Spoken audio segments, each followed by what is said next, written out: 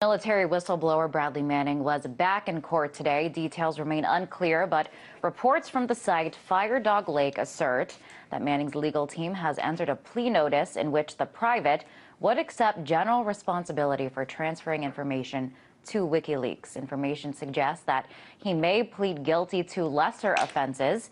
He faced a slew of charges, including aiding the enemy, a capital offense. To talk more about this, I'm joined now by RT web producer Andrew Blake. Andrew, nice to see you. You too, Liz. How are you? Doing well, thank you. So it looks like we have some big developments in the Manning case today. What is the latest? Actually, as far as I know, the pretrial motion hearings happening in Fort Meade, just up the road, are just wrapping up right now. They've been happening all morning, pushed back. They were supposed to be last week, but Sandy kind of moved everything along.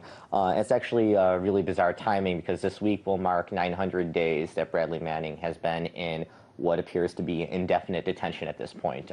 His court-martial will formally begin supposedly in February, and by the time it wraps up, he'll probably be behind bars for 1,000 days at that point without actually finishing the trial. But what we find out today is that actual trial, when it does start up, that court-martial, it might be a lot simpler than what we thought. If you go back and look at last February, Manning went into court and was asked to present a plea. You know, does he want to admit guilt to this? Does he want to admit guilt to that? And he deferred and hasn't entered anything until today. His attorney, civilian attorney David Coombs, was in the courtroom today and submitted a plea notice on behalf of Mr. Manning. And what that notice said, this is going by what we have from Fire Dog Lake and also Alexa O'Brien, a journalist who's working close on the matter, was that Coombs put in a plea notice on behalf of Manning that said, essentially, we're willing to perhaps plea to this if you want to forget about that. And now the reason this is kind of a big deal is that Manning is charged with roughly 24 different counts right now, and if convicted on them... One of them is aiding the enemy, which is a capital offense. Yeah, he could be executed for it, but will likely just be... Prosecutors said that they wouldn't do that. Yeah, so he will just be put behind bars if convicted, and they go for the maximum term.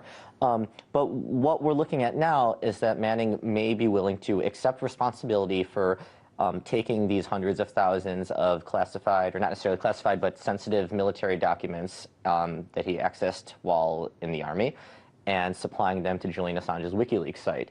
And the government attests that Manning took all these diplomatic cables, the infamous collateral murder video, and sent them to Assange, who in turn said he believes they ended the Iraq War, and that was a driving force behind it, a lot like the Pentagon Papers with the Vietnam War a couple generations back.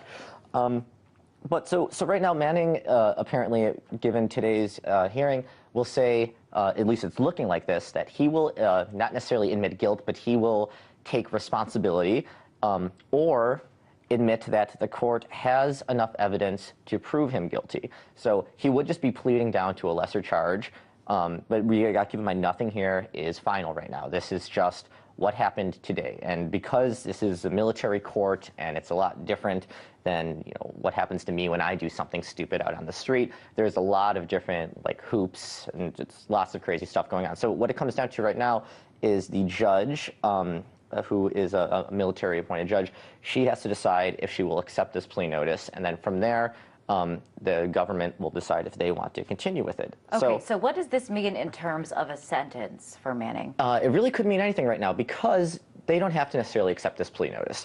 They could go ahead and say, no, we don't think so, you're going to be court-martialed and we're going to prosecute you and you're going to be put in bars for the rest of your life. But if you go back just 2-3 weeks ago, we had another accused whistleblower, John Karaku, who was a CIA agent for years and years.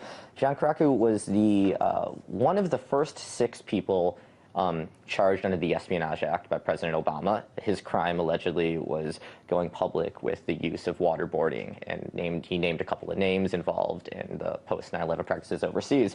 He was expected to do 45 years in prison for going forward with that. He pleaded down just a few weeks ago. He's getting 2.5 years right now. So are we going to see the same thing like Manning?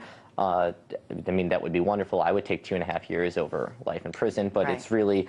we're not going to have any answers until at least February at this point. All right. Well, it looks like things are kind of moving along, but again, as you said, nothing is final. So it's a really good victory for Bradley, and it's not necessarily a victory, but it's good for anyone watching the case. All right, Andrew, appreciate you staying on top of it. That was RT Web producer Andrew Blake.